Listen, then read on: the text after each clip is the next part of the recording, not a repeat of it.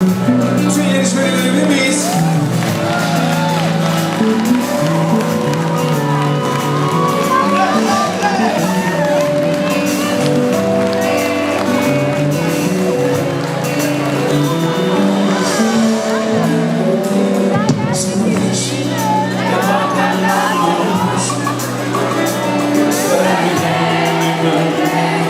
Geceler zaten kara, yüzünü görmek, içmek, bakmak zaten ne zaman istesen seviyorsun.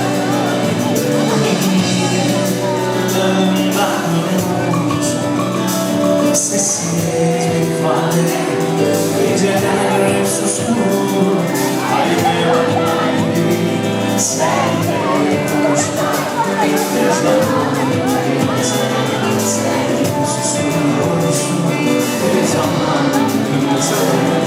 Beraber söyler miyiz nasıl bir yer?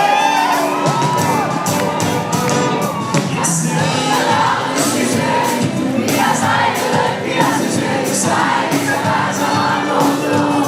Öpüm ellerimle kör oldu bana, bulamadın başka bir ten. Gözlerine kalbini yendi, herkesi unutur da yüreğim.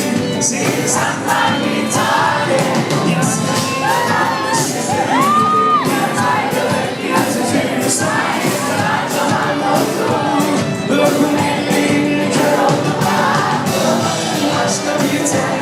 Gözlerine kalbiden herkesi unutur da yüreğim. Seni saklar bir tane.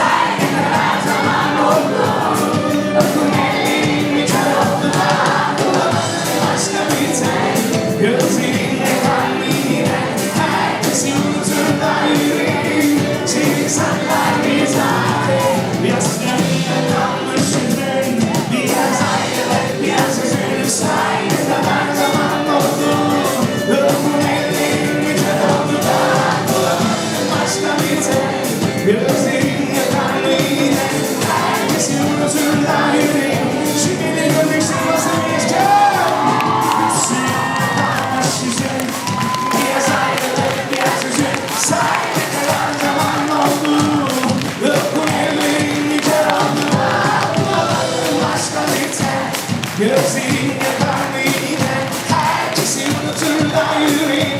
Seni saklar bir tane, yastık.